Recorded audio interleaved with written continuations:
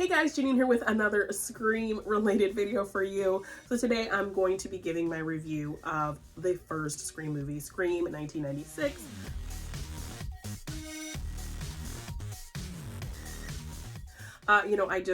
I tried to talk about this movie in my ranking video, but it was just going too long. So I thought, okay, let's just break down each one of these movies, why I love them in its own video. So today I'm going to be talking about the first Scream movie, giving my review, and just gushing about all the things I love about it. So let's get into it. I remember I was like 14. I think it was like my 14th birthday party. And my friend had literally kind of told me about Scream and how good it was, and she kind of basically laid out the whole plot for me but didn't tell me who the killer was. And I got so excited, and like I hadn't really watched a lot of horror up to that time, but for whatever reason her telling me the story just made me so intrigued. So I begged my mom to rent it. She let us rent it and we stayed up and watched it, and I loved it. Like I thought, Skeet Ulrich was so cute. I thought Matthew Lillard was so cute. I was just like so boy crazy over these two, even when it was revealed that they were the killers. Watch a few movies, take a few notes. It was fun. And I mean, we have to just talk about how great Billy and Stu were as the killers in this film. We've gotten 9 killers up to this point, so to have them kind of be the first and really kick off what makes this franchise what it is so great. If it's not up yet, it should be up soon. I will have a ranking video of all the killers, so I will definitely get into my ranking. But these two, Billy and Stu, I don't think I can separate them in terms of who's better. They both bring something interesting to the table. I mean, Stu coming in with not even having a real motive and just being this kind of follower and just kind of up for anything. It's hard to kind of believe somebody doing something like this without a motive, but Matthew Lillard sells it just by the intensity that he gives by the end of the film. Him just acting so manic and crazy, and even him just acting like he just doesn't care about anything throughout the whole movie. Like he's just all about the fun of the craziness that's happening around these murders. You can believe that he is just a manic person who is up for anything, who just doesn't care, who will follow Billy to the ends of the earth, because Billy, as I talk about in my When the Killers Billy and When the Killers Stu killer breakdown video, Billy is the charmer. Billy is the flirt. Billy is very kind of enticing and is easy to get drawn into what he's saying to you. So if Stu is kind of just on this mindless adventure and enjoying the fun of this and really feeling powerful from all of this, and Billy kind of just talking to him about this plan, and they were pretty close to not getting caught, but in formulating this plan and Billy really selling to him, we can get away with this, we're not going to get caught. Matthew Lillard plays this character well enough for you to believe that if he feels like he's not going to get caught, he's wrapped up in Billy glamorizing this whole situation. He's directionless. He's very just a manic kind of crazy personality. You can get behind him not really having a true motive and just following Billy because of the excitement of all this. So Matthew Lillard just kind of in how he acts, like when the other students are running around dressed like Ghostface in the school and he's talking about how it's like Christmas and he's getting so excited about it.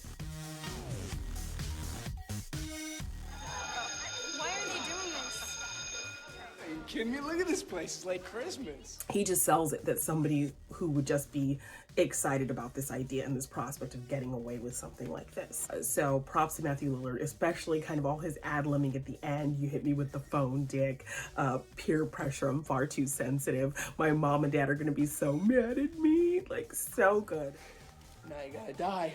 Those are the rules. Everything he's bringing at the end, it's like comedic, but he also brings some intensity. So I just can't separate the two. I can't put Billy over Stu. I feel like they're just like a package deal, the two of them. And like I said, Billy, just greasy, like scroungy, but somehow sexy character, trying to sell his innocence, but also being very kind of smooth about things. I talk about, again, in that killer breakdown, how he kind of goes in there in that first scene to distract Sydney, but he's also kind of distracting us, and in his flirtation and his cuteness and all of that. I see what you do to me. So he plays all of that really well. When you kind of go back and watch, you can see these moves that he's making to kind of distract you, to attract you. So good. And then just in the end, his manic kind of nature comes out, and his intensity and his vengeance, and him kind of giving that monologue about his motives. So good. Why did you kill my mother? Why? Why? Your slave mother was fucking my father. She's the reason my mom moved out and abandoned me. So them as killers, amazing. And then yes, Sydney. Sydney, great final girl, and this strength and this fighting spirit. Like, she is, trying to survive. She's trying to get away, but then, when she needs to take action and fight, she's gonna do this. I think everyone loves Sydney because she's just such a fighter. She's so strong, and I love how they wrote this character. She somehow has this vulnerability, at the same time she has this strength.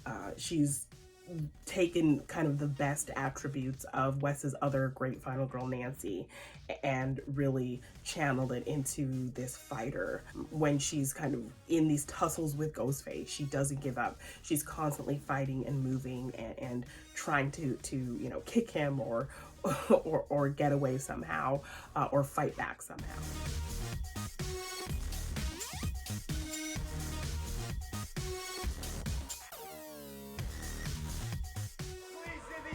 Fuck you both!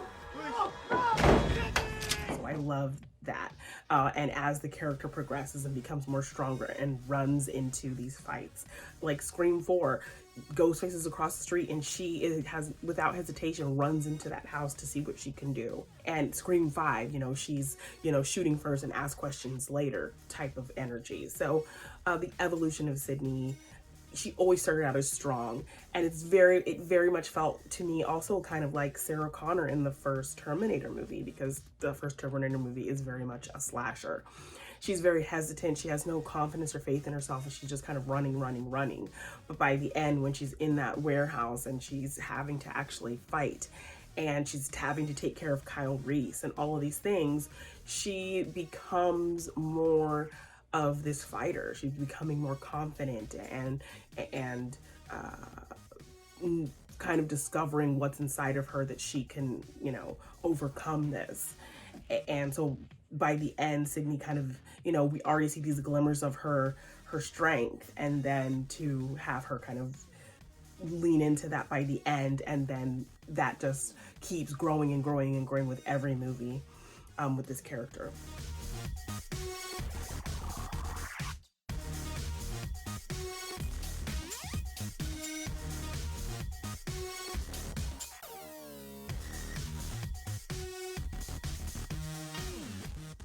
So just a great setup for Sydney. We love her from the start, and her evolution from this first film just feels so organic and so natural and so just real to how she would have evolved, because she showed a lot of that strength in this first movie. And yes, Tatum, just absolutely love this character. She's a lot of the comic relief. She does slip up when she says certain things. She is a bit of a flaky friend, but when it comes down to it, she's going to be there for Sydney. She's going to protect Sydney. So yeah, you feel like, oh, what a kind of a flake. She's saying these things about Sydney's mom and not really kind of watching her words. She's catching herself, but it's a little too late. Dewey was saying this is the worst crime we've seen in years, even worse than, well, it's bad. She's, being bluntly honest with her about rumors she's heard about Sydney's mother. So, she's not afraid to be honest with Sydney. There's been talk about other men, and you believe it. I mean, you can only hear that Richard Gere gerbil story so many times before you have to start believing it. But when it counts, she's there. So when she, shows up after Sydney gets attacked, she's very protective of her, trying to protect her from Gail and the media and from Billy when she needs to. I'm gonna get you out of here, questions, all right? Just leave us alone. Well, you're not to be alone anymore, right? If you pee, I pee. Is that clear? Nice welt, sweetie. Let's go, Sid. If you watch my killer breakdown, I get into kind of why she was killed, when she was killed, so that, you know, Billy wouldn't have her kind of cock blocking him. You know, typically when people get killed, like it's just really quick and they don't really try to fight. But the fact that they made Tatum a fighter and she fought till the very end, I thought that was so badass to have her kind of be this fighter of a character who outlasted a lot of these people who got killed in this movie.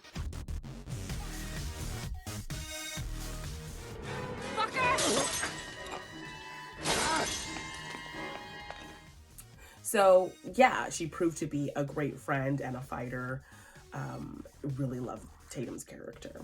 The subversion of expectations with Drew Barrymore in that opening kill, so well done. I mean, so good.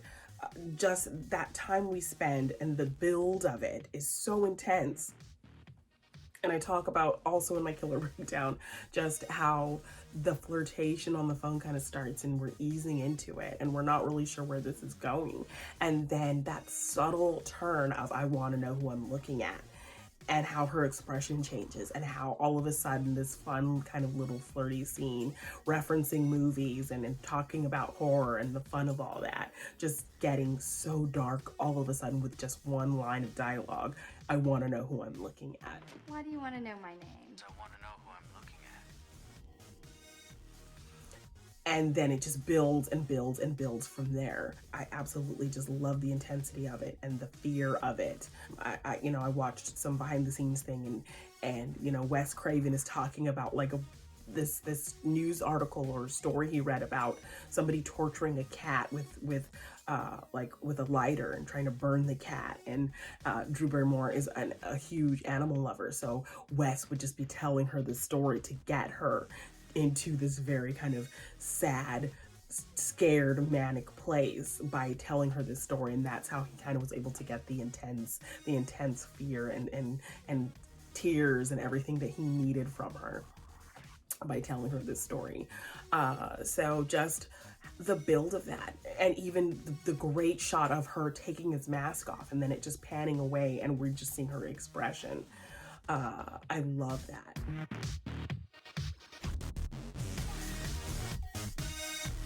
So just a solid opening that builds so beautifully and pitch freaking perfect.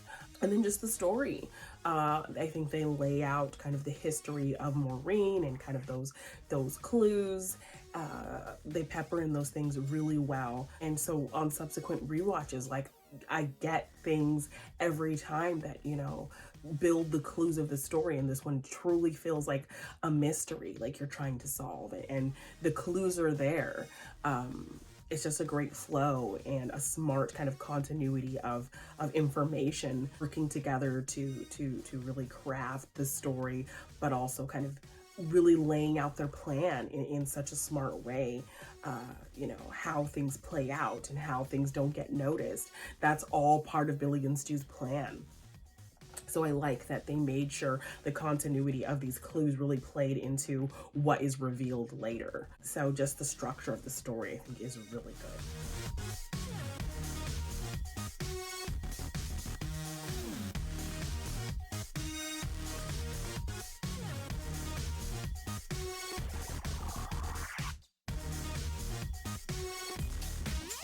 I think the kills are really fun and most of them have actual purpose, which I do get into in my killer breakdown video.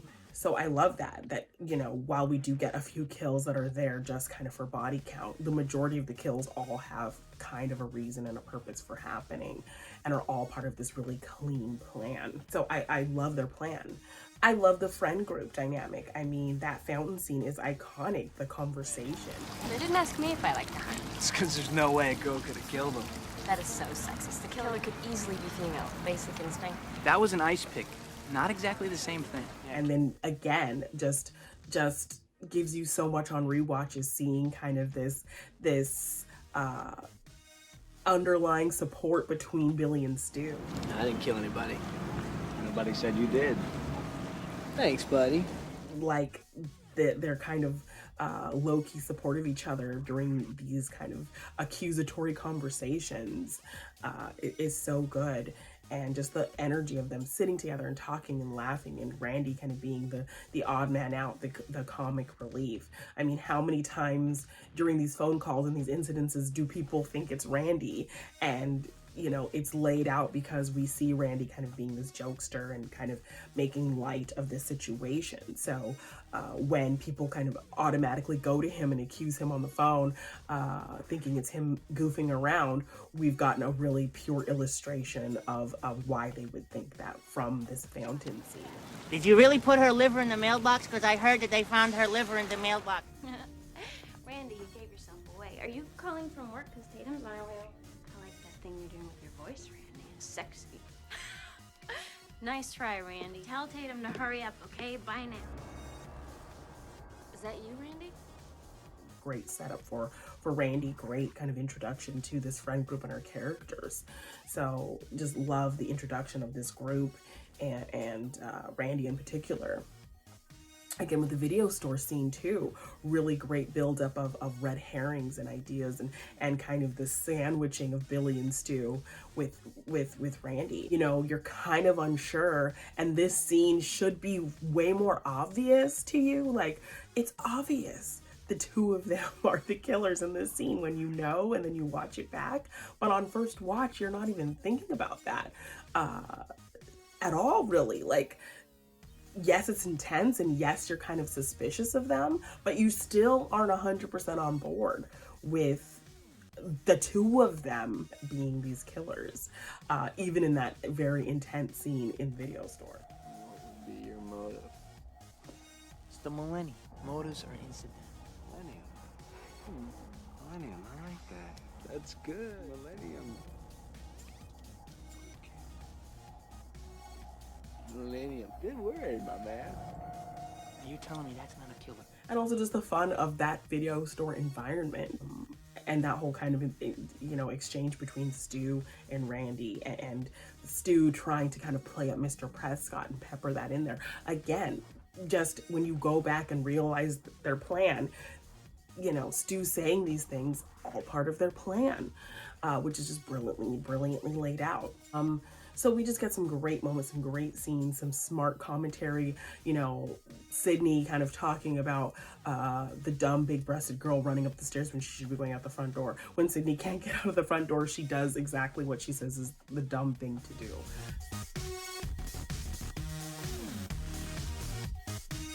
So just love the commentary on horror tropes and really kind of bringing that to light and bringing this self-aware nature to this film as a new generation of horror fans kind of, because even if you aren't really a horror fan, I think you can generally be aware of kind of these tropes that happen in horror, but particularly for horror fans, calling those things out, the repetitive nature of a lot of those things is so fun, because, you know, there was a huge era of time where horror movies were kind of being remade as other things and copying each other, and very much kind of copy and paste plan for horror movies, a blueprint. So you're gonna pick up on very similar things happening in all of these films. So for a horror movie to call out the tropes in horror movies felt so fresh and fun. The conversations these characters are having, bringing up these movies. A lot of movies,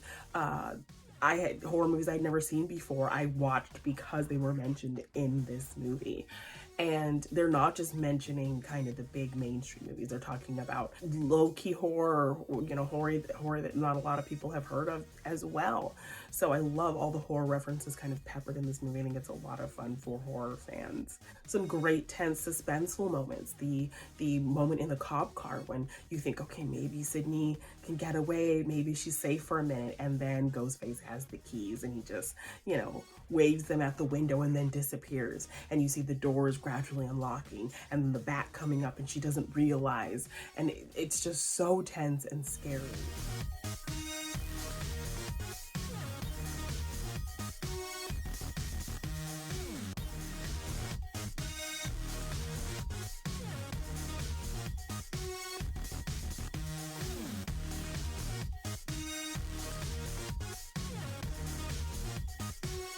love that we get a really tense scene like that. Love Gail kind of coming in and having this badass moment by the end with the gun.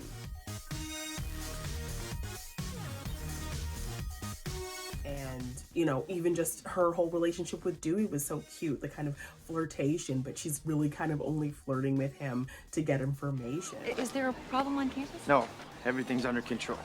Well, of course, you're here. If I may say so, Miss Weathers, you are much prettier in person. So you do watch the show? And then to see how that relationship develops from there. And just her being this very memorable character in terms of being such a bitch, and her really wanting to play that up because she wanted to, you know, strip that image of Monica Geller from people's minds and really just play a character so different from that. And she sells it so well. And just the bright suits and just the characterization of her and her hair and all these iconic kind of little things about this character and her evolution, just so fun as well. All of these characters are so well fleshed out in this movie that, you know, their evolution beyond this movie feels organic, feels like it makes sense to what Kevin Williamson made these characters in this first movie. So Gail's just such a well-written, great character. Dewey, such a lovable, you know, he wants to be that strong cop. He wants to be, you know, that kind of action hero running in and saving the day. But he's just fumbling, bumbly, but so sweet, and you can't help but love him. And, you know, I think a lot of that is attributed to how David Arquette chose to play that character. I think in the hands of anyone else, it would have been very different. But I think David Arquette really put on this delicate, kind of innocent charm, but confidence in the character of Dewey. So absolutely just love the setup of these characters. This movie really created some awesome characters, and just love this movie for that. Just such a perfect horror film, just such a perfect movie in general.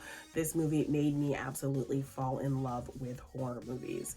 I talk a lot about my introduction to horror being another Wes Craven film, A Nightmare on Elm Street, 8 years old, trying to stay up late and watch this movie with my sister and her friend, and being completely terrified, having nightmares, not wanting to go to sleep because I thought Freddy was going to get me, not being able to eat pizza for months because it reminded me of Freddy Krueger's face, but feeling so intrigued, like really getting into the story of it, thinking it was such a smart horror movie because of, you know, a killer that can get you in your sleep. Like, I've never thought of something like that, but being completely terrified and having to kind of wait until I was ready to go back there to the world of horror. And Scream was that introduction to get me. Wes was bookended my you know, introduction to horror. This film, you know, with all the cute young actors and all of that energy they were bringing, and such a brilliant story, and the mystery aspects of it,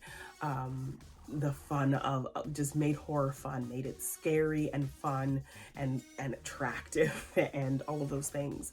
So I think Scream was a bridge into horror for so many people, me included.